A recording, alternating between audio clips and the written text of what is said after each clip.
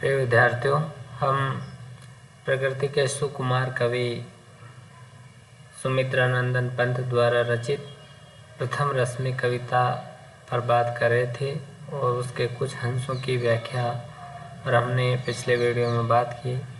आज हम उसके शेष अंश की व्याख्या पर बात करेंगे। तो प्रथम रश्मि कविता का शेष अंश हम देखते हैं। प्रथम रश्मि कविता के प्रथम भाग में हमने देखा था कि भोर की प्रथम किरण के फूटने से पहले प्रकृति में चारों ओर नीरवता और निस्तब्धता और अंधकार का वातावरण छाया हुआ था और उस अंधकार के वातावरण में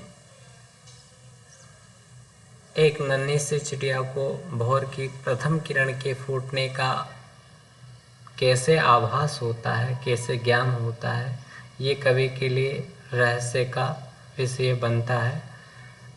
इस द्वितीय अंश में हम भोर की प्रथम किरण के फूटने के बाद प्रकृति में होने वाले जो परिवर्तन है, भोर की प्रथम किरण जो अंधकार के बाद प्रकाश का संदेश लेकर के आती है, आलस्य के बाद, निराशा के बाद, सुसुप्ति के बाद जागरण का संदेश लेकर के आती है।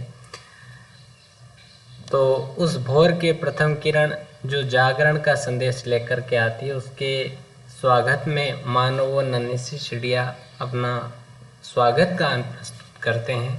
कवि अपने भावों की अभिव्यक्ति, प्रकृति के सौंदर्य की अभिव्यक्ति करते हुए कहता है। तो कविता देखते हैं। निकल सृष्टि के अंध गर्भ से छाया तन बहु छायाहीन, चक्र रच रहे थे खल निश्चर, चला कूक टोना मन। इसमें कवि कहता है कि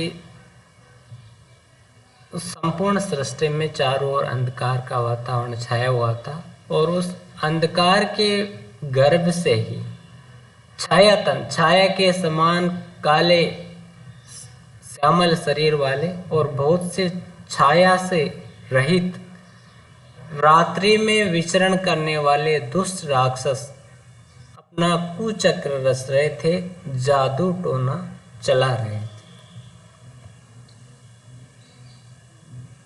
इन पंक्तियों में भारत के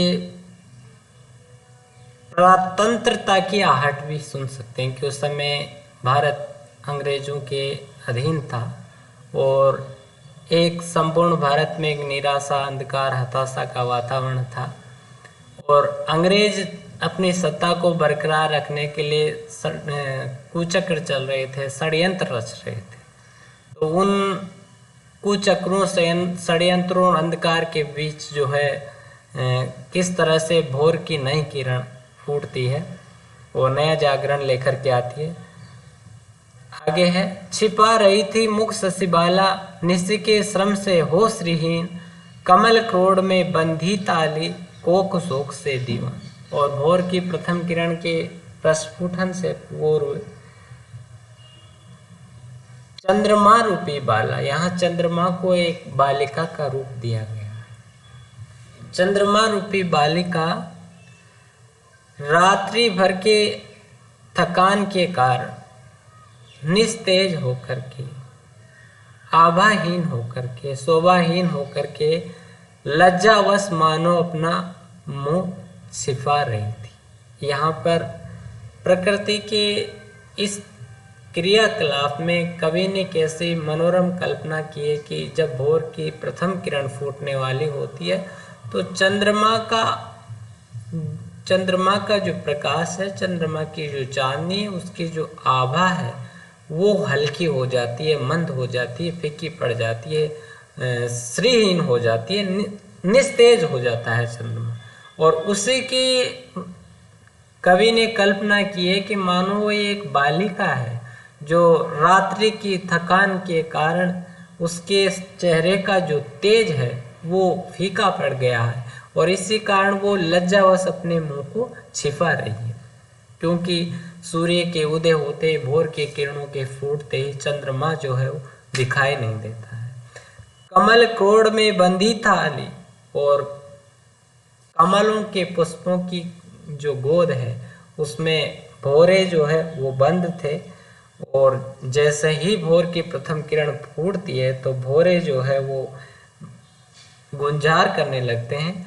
रात्रि के भोर की प्रथम किरण के फूटने से पहले वो मानो कमलों की गोद में बंदी बने हुए थे, कोख शोक से दीवाना। और जो चकवा पक्षी है, चक्रवाक पक्षी है, वो अपनी प्रिया चकवी से बिछुड़ जाने के कारण विरह वेदना से व्यथित था। मूर्छित थी इंद्रियां, स्तब्ध जड़ चेतन सब एकाकार, शून्य विश्व के उर में केवल सांसों का आना जाना। उस समय संपूर्ण संसार के प्राणी निद्रा में सोए हुए थे और सभी की इंद्रियां जो है वो निश्चेष्ट थी, निष्क्रिय थी। ज्ञानेन्द्रियां और कर्मेंद्रियां सब संज्ञा शून्य थी। सारा संसार नीरवता में डूबा हुआ था, एक स्तब्धता, सन्नाटा संपूर्ण संसार में पसरा हुआ था, और इस कारण जड़ और चेतन सब एक समान हो गए थे, एकाकार हो गए थे। जिस तरह से जड़ पदार्थ चेतना शून्य होते हैं, निश्चेष्ट होते हैं, उसी तरह रात्रि में प्राणियों की ज्ञानेन्द्रिया और कर्मेंद्रिया भी संज्ञा शून्य हो जाने के कारण, निश्चेष्ट हो जाने के कारण, मूर्छित हो जाने के कारण चेतन भी जड़ के समान हो गए। शून्य विश्व के उर में केवल सांसों का आना जाना, और उस समय प्राणियों के हृदय में केवल सांसों का आगमन और निर्गमन हो रहा था। सांसों का आना जाना ही चल रहा था, और विश्व में, संपूर्ण विश्व में चारों ओर शून्यता फैली।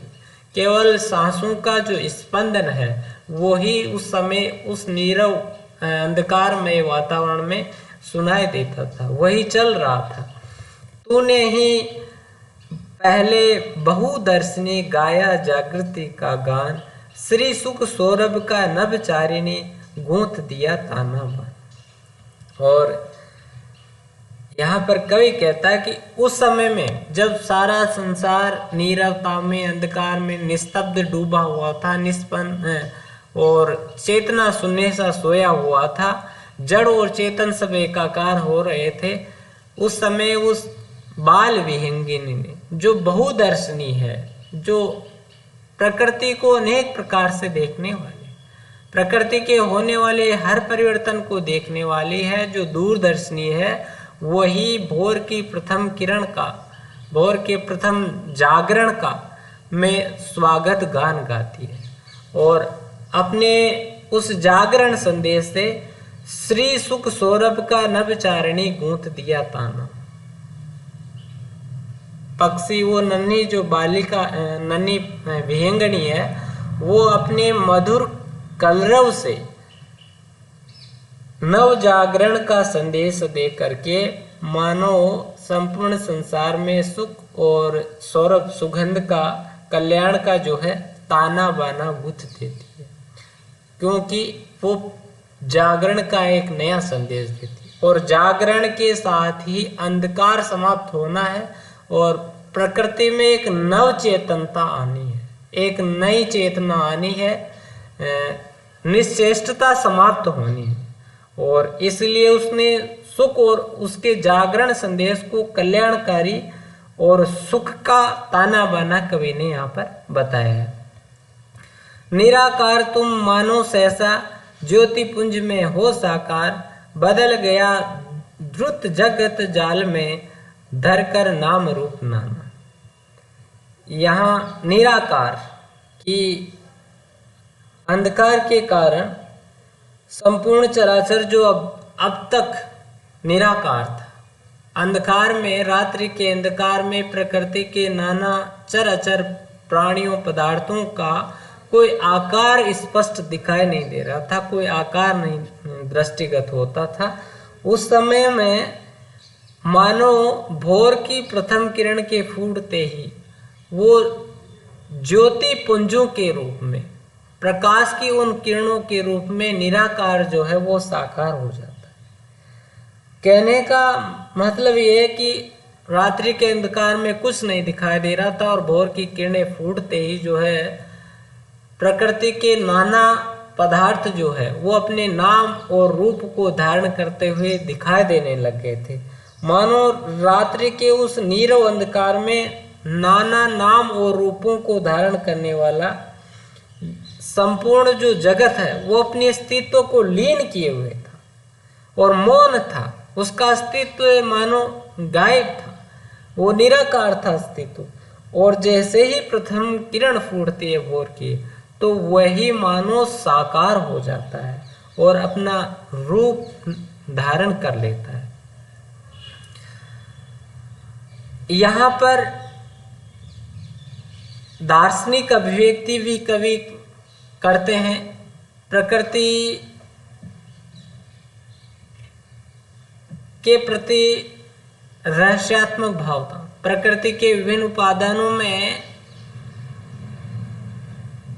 चेतन सत्ता, अज्ञात चेतन सत्ता, अदृश्य चेतन सत्ता को देखना, ये सभी छायावादी कवियों की विशेषता रही है कि वो प्रकृति के विभिन्न उपादानों में उस अदृश्य विराट चेतन सत्ता के आभास को देखते हैं। पंत जी ने मौन निमंत्रण कविता में इसी रहस्य की अभिव्यक्ति की है। उन्होंने लिखा भी है कि स्तब्ध ज्योत्सना में जब संसार चकित रहता, शिशुआ नादान विश्व के पलकों पर सुकुमार विचरते हैं जो स्वप्न अनजान, न जाने नक्षत्रों से कौन निमंत्रण देता मुझको मौन। और यहाँ नक्षत्र ही नहीं, पंत जी ने बिजली में, पुष्पों की गंध में, लहरों में, ओस के कणों में उस चेतन सत्ता को देखा है कि ऐसी कोई चेतन सत्ता है जो इन सबके पीछे छिपी हुई। भारतीय दार्शनिक मान्यता है कि जब प्रलय काल होता है उस समय इस सृष्टि का संचालक वो ब्रह्म जो है वो अव्यक्त रहता है, वो निराकार रहता है और वही मानो जो है वह अव्यक्त ब्रह्म ही प्रकृति के नाना पदार्थों में नाना नाम और रूप धारण करके व्यक्त होता है। तो इस दार्शनिक सत्य की भी यहाँ पर अभिव्यक्ति हुई है। अंधकार के कारण जो सब कुछ निराकार था वो प्रकाश पुंज के फैलते ही, प्रकाश पुंज के फूटते ही जो है साकार हो जाता है और प्रकृति के नाना पदार्थों में नाना नाम और रूप धारण कर लेता है। शेर उठे पुलकित हो ध्रुम दल, और भोर की उस प्रथम किरण के फूटते ही, नव जागरण के फूटते ही पौधे जो है ध्रुम यानी पेड़ों के जो समूह है वो शेर उठते हैं, वो पुलकित हो जाते हैं, रोमांचित हो जाते हैं। सुप्त समीरण हुआ अधीर, और रात्रि के अंधकार में जो हवा सोई हुई थी वह भी बेचैनी के साथ, व्यग्रता के साथ बहने लगती है, वह भी अधीर हो जाती है। झलका हास कुसुम अधरों पर और हिल मोती का सा दाना, और प्रकाश की किरण के फूटते ही कुसुमों यानी पुष्पों रूपी होठों पर, पुष्पों के होठों पर मुस्कान फूटने लगती है। कहने का आशय कि जैसे ही भोर की प्रथम किरण होती है तो हवा बहने लगती है, पुष्पों की कलियां खिलने लगती है, और उस पुष्पों की कलियों को खिलने को ही कवि जो है उनकी मधुर मुस्कान की कल्पना बता रहा है, मधुर मुस्कान रूपी अपनी कल्पना बता रहा है।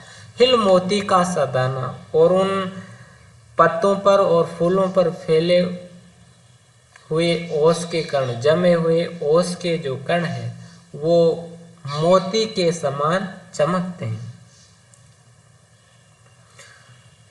खुले पलक फैली स्वर्ण छवि, और रात्रि के अंधकार में सोए हुए समस्त जो मानव है, चेतन प्राणी है, उनकी पलकें खुल जाती है, वो निद्रा को त्याग देते हैं। फैली सुवर्ण छवि, और चारों ओर जो है भोर की अरुण किरणों की स्वर्णिम आभा जो है वो फैल जाती है।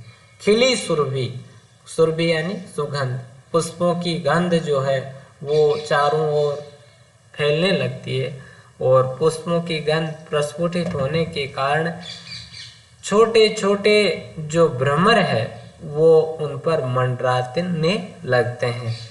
स्पंदन, कंपन और नवजीवन सीखा जग ने अपनाना, और भोर की प्रथम किरण के फूटते ही संपूर्ण संसार में एक नया स्पंदन, एक नया कंपन, एक नया जीवन जो है वो मिलता है। एक नए स्पंदन से सारा संसार जो है स्पंदित होने लगता है, एक नया जागरण का संदेश मिलता है।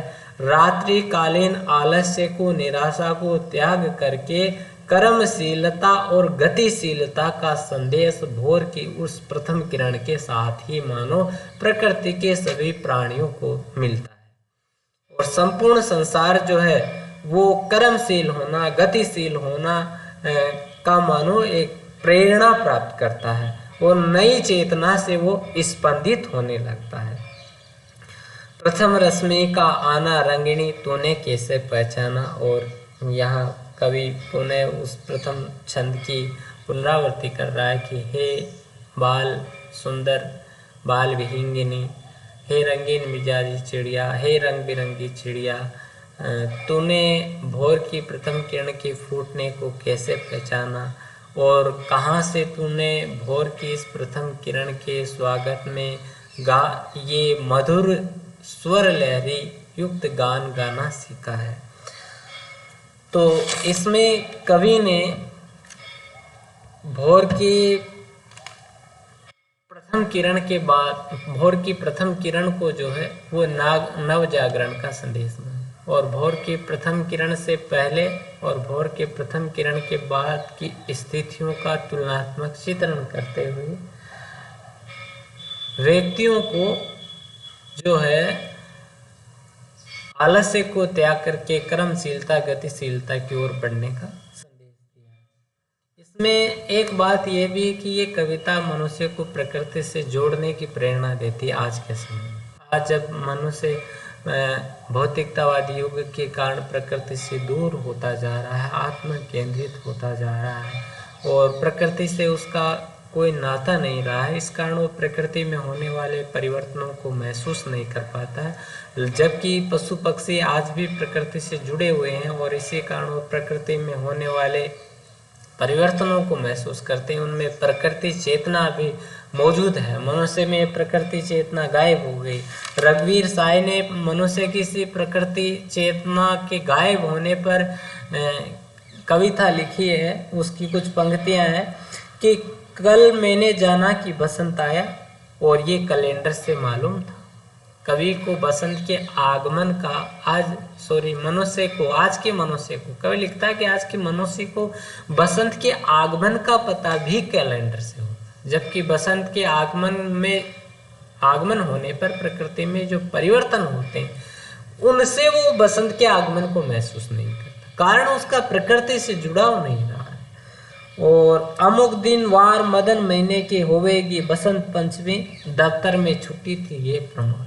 और बसंत पंचमी का उसके पास प्रमाण ये था कि उस दिन उसके कार्यालय में छुट्टी थी। कविताएं पढ़ते रहने से ये पल था कि दहर दहर दहकेंगे कहीं ढाक के जंगल आम बोर आ गए। और ये सब चीजें उसने कविताओं में ही पढ़ी और जानी थी कि बसंत के आगमन पर आम जो है वो बोर आएंगे और पलाश के जो फूल है वो जंगल जंगल में दहक उठे।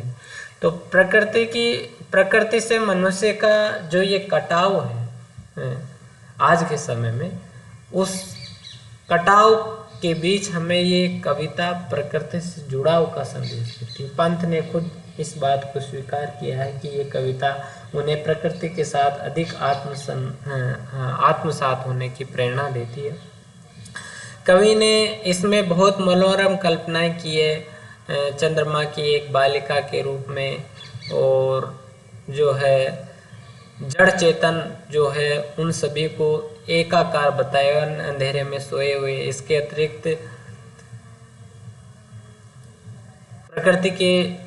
प्रकाश की प्रथम किरण के फूटते ही संपूर्ण मानव ब्रह्म जो है अव्यक्त से व्यक्त हो जाता है।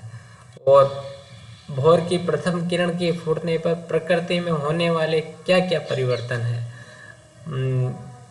पेड़ों के समूह का रोमांचित होना, हवा का बहना, पुष्पों का खिलना, उनका मानो मुस्कुराहट है, उसके मोती दाने जो है, उसकी बूंदे जो है मानो मोती के दाने।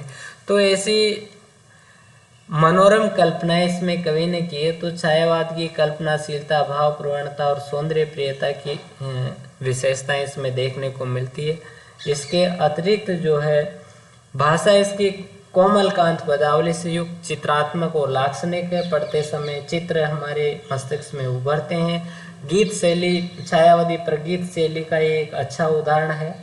और मानवीकरण, रूपक अलंकारों का इसमें प्रयोग हुआ है। मानवीकरण का खूब प्रयोग हुआ है यहाँ पर। जैसे मुख शशिबाला यहाँ पर मानवीकरण अलंकार है, और कोक शोक से दीवाना इसमें मानवीकरण अलंकार है।